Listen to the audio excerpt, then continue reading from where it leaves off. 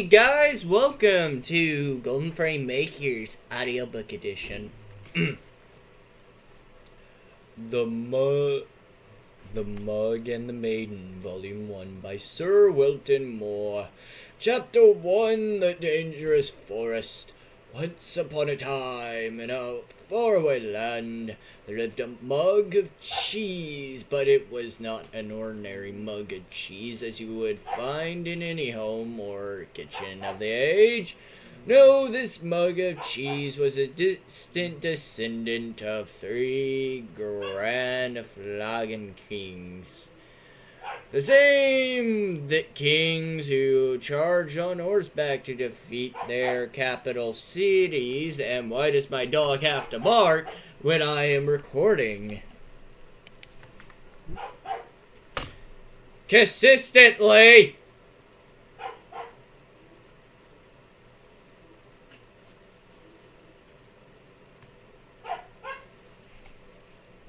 The dogs are finally silenced. Where were we?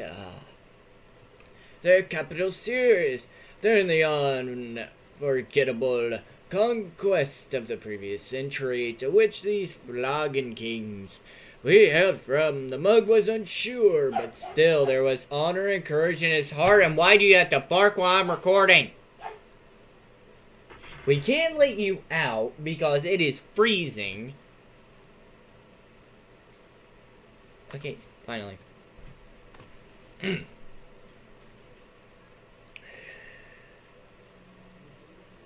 His family line, Harold from deeds long past had forgotten. Harold? George is curious of stoop history. I know history. Did he have a name? Of course, all mugs of cheese have names. Is common knowledge, just as every fruit bat is named Stanley, from the Stanley Parable. The mug of cheese was named Richter the Cracked.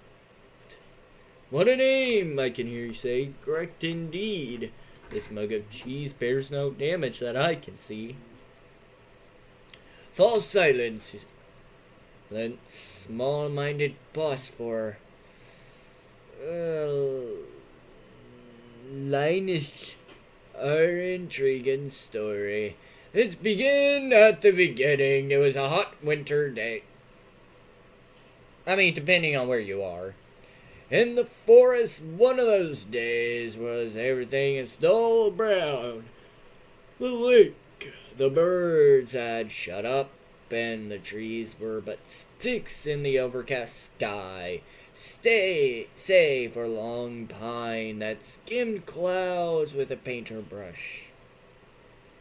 It was on one day that Mr. Darble Mouse was in a hurry. He had named as Vermin of the Year by the society beneath, and lived under the old church. It was customary for the honoring to bring fine port, wine, cheese at a ceremony, and only hours to locate some precious cuisine.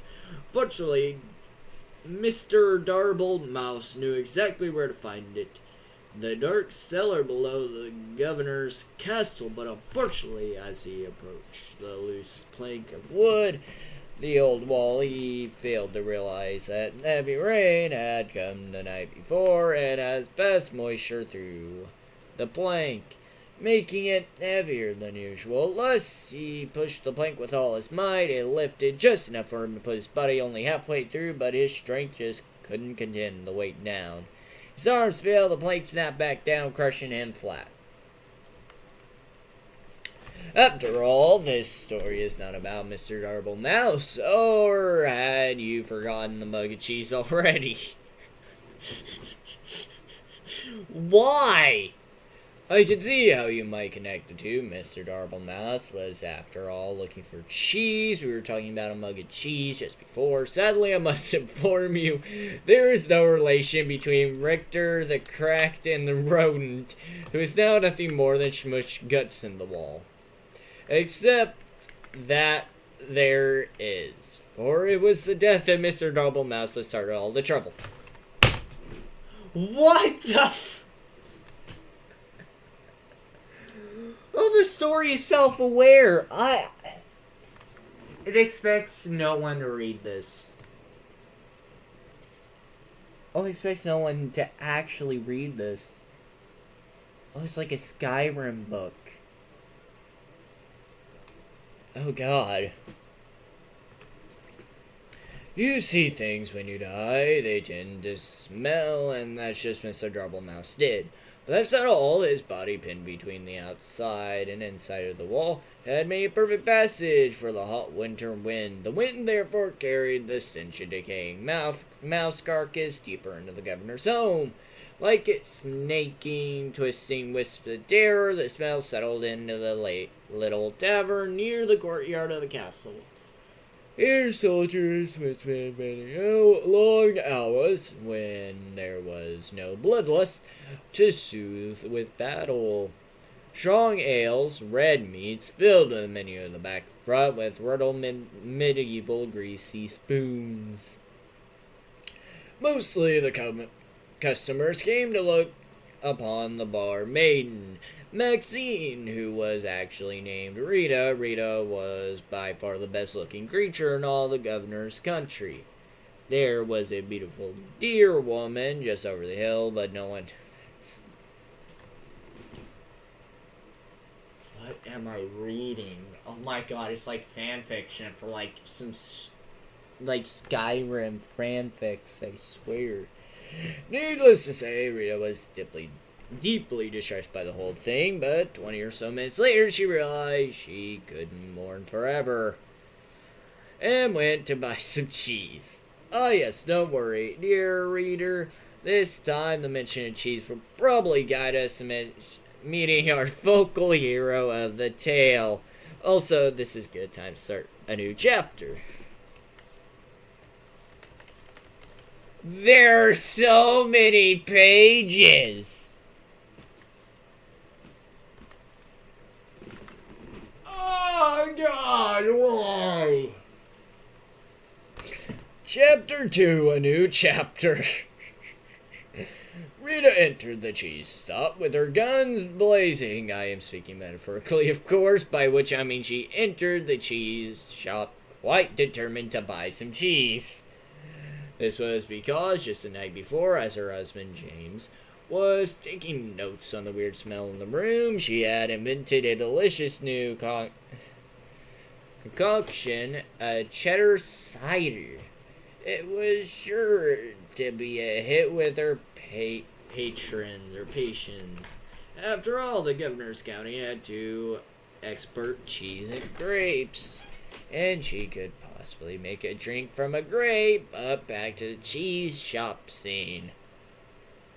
God, this is structured like one of my FNAF Gmod roleplays. Freddy and Friends in particular. This is what's going to happen. Here's a thing completely unrelated. Here's a random character to get the story going. I'm just kidding.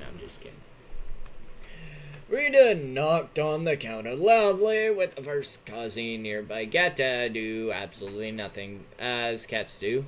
From behind the wall, she heard a stir as something was crashing through piles of cheese, making her way towards her. Emerged gloriously from torn yellow curtains, an old man into view. He was a giant in stature, as long gray beard, bubbling along the stuck within his beard. All layers of cheese crumbs and wedges wrapped tightly with his hairs. But yet he never even more cheese on rope.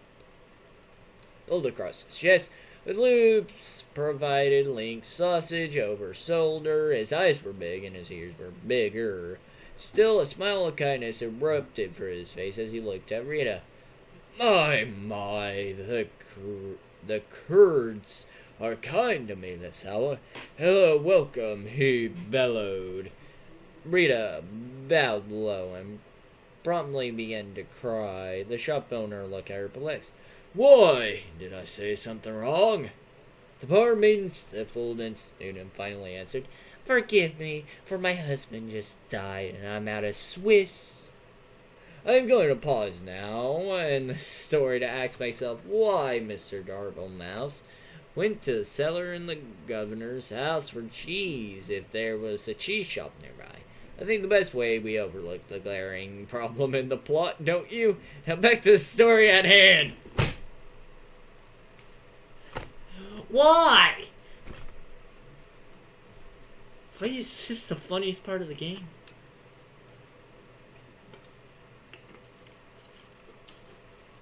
They should have won Game of the Year just because of that. Oh, God. Rita purchased a large amount of cheese from the shop owner. She bought cheese wheels, cheese melts, and cheese slices. She bought cheese whistles and cheese bread. Disgusting! Get cornbread. Massive cornbread fan here. I love this stuff. I really love cornbread. I mean, we had an option between a fucking Hot Pocket, this is at school, or like disgusting stuff with cornbread.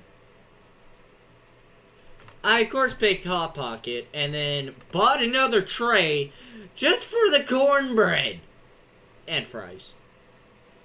I spent $1 just so I could get cornbread because I love me cornbread. Oh, and another friend bought it and he was like, yeah, I don't like cornbread. I love me cornbread. Anyways. She bought cheese paper. Why is there such thing as cheese paper? A cheese sandwich. Okay, let's be fair. A grilled cheese Sammy. Peak. She bought so much cheese, in fact, that she lost track of all she had obtained and just dumped framage into a large burlap sack for the return to the tavern. Goodbye, Rita. Goodbye, Rita, the shop owner called as he waved away. Goodbye, Daniel, she called back. His name was Murray, by the way.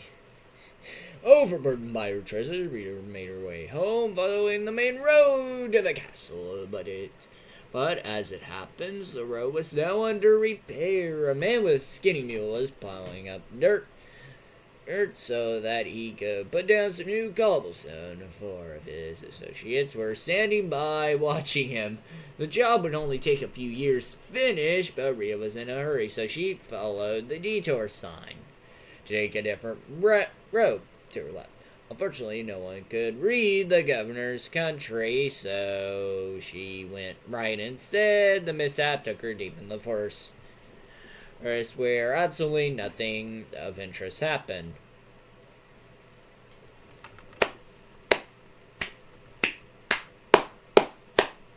It's so accurate! One person did something while four of them did nothing! Oh my god, it's like watching people try to fix a oh man, there was roads being redone like a year or two ago, and when I say they were literally one person was doing everything, I'm not even being sarcastic. There were 10 of them, and only one of them was doing anything. We watched as this one man tore up the road with whatever he tore it up with. And normally a 3-person project. No, they only made one person do it. One. Dude, it takes forever to get to home. For months. Well, I mean, it was a year or two ago. But yeah, for like 3 months, I think. Or multiple. I can't remember. They did nothing. Anyways, let's continue reading. Except something of interest did happen. As she trotted through the forest, her sack of cheese weighing her down. Muttering complaints all the way, little did she know the danger lay just ahead. This danger was cutting and dangerous. Yawn. And one of those out-of-the-place eyebrow hairs that driven you nuts when you're talking to someone who has one. This danger we call burden. The big ugly lizard man who wears a blue cloak. By the way, real quick, No one could read in Governor's Country. Yeah, that was really bad back in the olden days of the medieval times. Barely anyone knew how to read, other than the kings, queens, noblemen, and maybe others. But yeah. Burton did not have visitors in his house. That was because he lived outside and he was rather fond of human flesh, which made him very unpopular. So obviously you can see the drama unfolding here. The beautiful but tired Rita, huffing and puffing up the winding path, she approached a certain doom. Bernard watched from behind a nearby tree, licking his lips. Oh, the tension is tense, is it not? At this point in time, we must pause again to ponder the possibilities that can happen now in our story. 2 characters have died already. Such a third one wouldn't hurt anything. Are you perhaps the reader reading this story because you want to see who gets the axe next? You're a little warped, do you know that? Well then, let's see what happens. What? No! I'm here because I have to. At this point, Bernard stepped from behind his eyebrow hair gleaming in the fading sun. Dear madam, why must you pass through so fast? He said, cold with eyes glimmering. I must get home, Bernard, because, for one, it's getting late and I have customer servants. Second, because you eat people, Rita replied. Poppycock, balderdash, codswallop. I would hear these lies. It's against my character. It is against my character, he decided. For I, Bernard, the big ugly lizard man who wears a blue coat, have completely reformed myself. Rita squinted suspiciously at them. You have? Bernard put a hand to his heart. I have no longer proud or pouch. I won't attack or bounce. I will not kill, ma'am, or tear. I won't crush or even bite you anywhere. I promise I won't devour you anymore.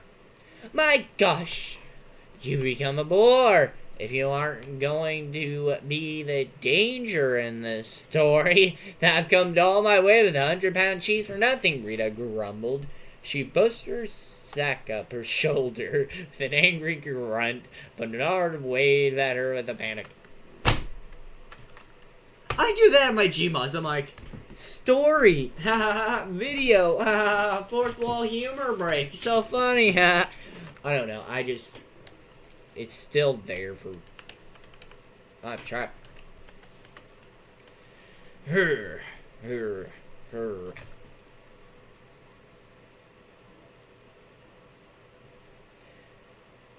What is all the rust I intended to eat you, dear woman, I swear, he cried. It's all tricks, you see, a new angle. It worked on some guy yesterday. Oh, please stay. Rhea sighed. Her shrink just yawned from the long advent that she's been since she touched you, but then she took back the face. All right, but your part in the story led to an unexpected turn of events. Oh, it will, Bernard clapped and wiggled his finger claws. Just wait until the next chapter. Chapter 3. Oh, there's so much more. I don't want to read much more. It is boring and I want gameplay. We must continue. Chapter 3, the next chapter. My throat is becoming quite parched, so I shall quench it with whatever I have at hand.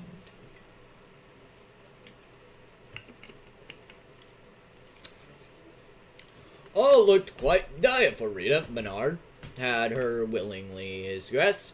Surely it would lead a mere moments before his jaw collapse upon her head. Oh, what a horrible end for Rita, needless to say. I am worried for her. But as luck have it, miles and miles away, 20 years earlier, something amazing happened.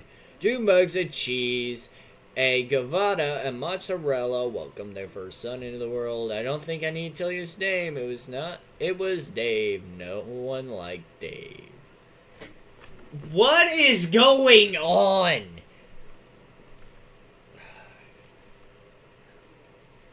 Hold on.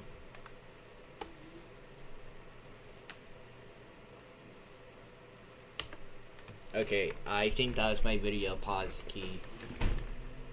Ow! My foot! Oh god, I just stubbed my toe. Assuming that the video's paused, hopefully.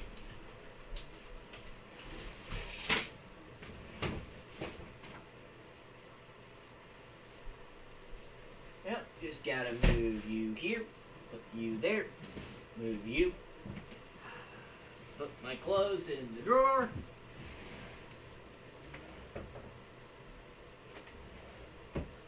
Oh, my back.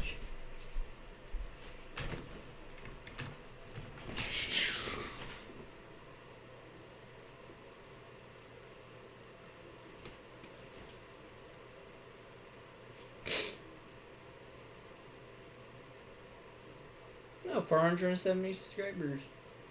Let's go. So what has happened on the Discord server while I've been recording?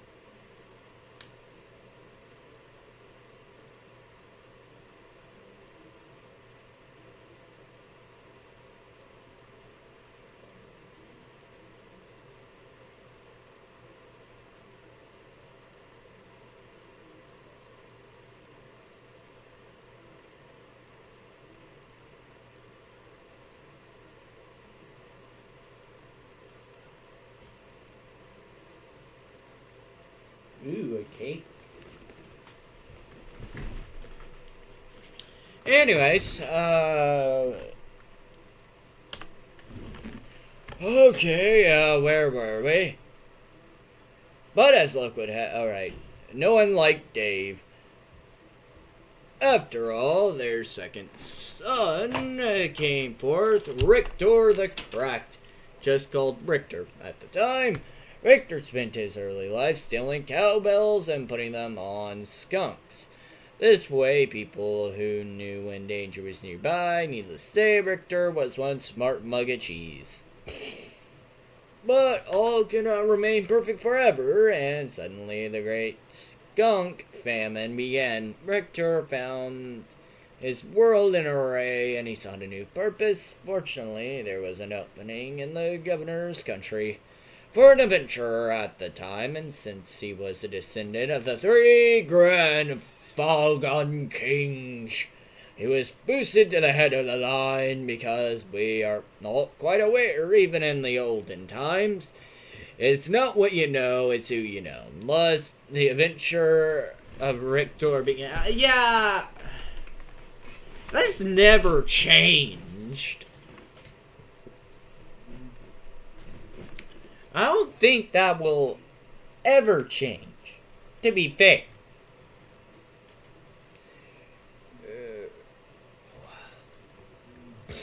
He braved deep dungeons, he slayed the great beasts, he climbed the highest mountain peaks, he sailed around the world, despite desperate the fact that he didn't own a boat. Richter was truly the stuff of legends, but did I mention the curse? Yes, fair readers, there's a curse. A fiendish and terrible curse. One morning, Richter was in the governor's country, came upon a witch named Witch. The witch had just pulled a pound cake from her oven, where the proceedings started ingesting it. Right there on the front walk of her home, at once Richter knew this creature was pure evil, eating cake this early in the morning and without ice cream. This was surely a fiend that needed to be vanquished. There is another chapter! Why? Whoever made this book, please. I swear, if there is a joke like this in chapter 3, I will have a breakdown.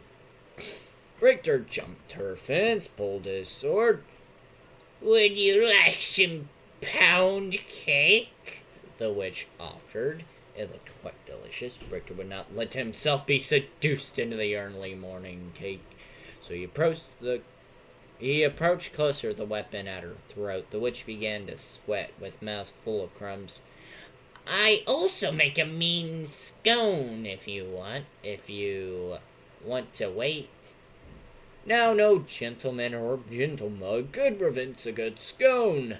So Richter withdrew his sword, patiently waited for the witch to create these new buttery pastries. But what he didn't know was that the witch accidentally bumped her table and added with the mixture a vial of cursed liquid. See, I told you there's a curse. You were fair warned. The moment Richter ate the scone, he fell into a deep sleep. The witch, baffled, finished her cake and proceeded to get civil service job in a nearby town. As the years rolled blind, all that remained of the witch's house was carried off by elves, and her garden became overgrown. This left only Richter asleep in the forest with no end to his dreaming in sight, but the story thankfully does not end there. For, as luck would have it, a giant man covered in cheese with big eyes and big ears wandered past the sleeping mug. In case you've forgotten that he was a cheese shop owner, Murray, sometimes called Bill, unable to resist cheese of any kind, even a mug of the stuff, Murray took Richter to his shop, set him on the shelf. Here Richter sat for many years, until the fateful day. You see, in Rita's haste in gathering up all the cheese she purchased, she had swept a few things that did not belong to her into her sack as well. These items included a cat on the counter, a personalized pin, Murray's cash box — I think she'll be hearing about this one eventually — and last but not least, Richter himself, still deeply asleep. So now that our two stories have come together, let's discover how Rita and Richter... Okay, so from chapter 4, there's what? Oh god, 2 more pages! Oh god. There is more. It was the same hot winter day in the forest, and Mr. Darble Mouse was finally starting to get concerned. Why do you have to bark while I'm recording? Just down the road, Rita was being drawn towards an almost certain bloody and horrific end to her life. Bernard, just moments from taking her within his lizard jaws, and mere hours from trimming his eyebrows, Rita stood her ground. She was no damsel in distress, but simply a person who was pretty darn tired at this point. She pulled the burlap sack of cheese from her body, swung it hard with every last bit of strength she had left, and an ear-shattering crack broke through the silent trees as the bag made contact with Nar's shocked face. His teeth flew in all directions, falling like pebbles to the ground. His eyeball dislodged and rolled into a nearby stream. His jawbone turned completely around, blooded itself back of his head. Bernard ran screaming in the woods, never to be seen again. This week he cried. His cries faded, and the forest once again soft quiet. A cow walked by. Rita was still standing with her sack outstretched, her arm, her eyes widened as she at what just happened. Surely no cheese in her bag. It was hard enough to do that kind of impact. And she placed a burlap sack in the dark, filled it up, and she was amazed to find Rigger, the mug of cheese, inside, and looked quite dazed. He had awakened, and the curse had finally been lifted. Somewhere behind a desk, the witch looked up and nodded with a smile. Just randomly, some random witch. But oh dear reader, look, look, be gone. I don't know. Probably. Rita still standing with her sack out shut. But oh dear reader, look, look what happened upon the mug's bite. A giant hole get cracked, which mark of a warrior. His hero's journey was finally complete. Richter, the crack, had emerged. And that surely Richter really did not do anything important in the attack of Bernard. Just by Richter being where he was at the perfect time, he had saved Rita, and fates were theirs. Richter and Rita laughed and ate cheese till the sun went down. Finally, they packed up their picnic, headed back to the tavern where they met with cheers of excitement. They were mostly because of the guy that found Rita was now single. As the night wore into the early morning, the hours the tavern remained alive in the castle courtyard with singing and dancing, the chatter cider. Oh, what a celebration! But like all parties of such preparation, eventually everyone sobered up and go home. Before long, it was dawn. The sun had to rise, specifically in the west, making a fresh adventure on the horizon. A wind of a new direction began to blow a more steady pace. Skittered across the ground and found its way between the floorboards of the Governor Castle against all odds. It found barely remained of the body of Mr. Darble Mouse. The wind carried such a stench. And the castle over the mountains, deep into where the evil slept. What the heck's the spell? Said evil had awakened, hellfire burning in his eyes. Eventually, news of evil spread from town to town. It reached the ears of Richter the Cracked. He polished his sword, gathered some crumbs of bread, stored in his mug, where the best expression of courage Richter once set off to conquer the day. But now, dear reader, we turn to our own lives, and now let us end this tale with one closing thought, shall we? But we cracked, or small, or even dead. There's always a promise to where we are led. Be brave and strong, lest we forget. Fate isn't quite done with any one of us just yet.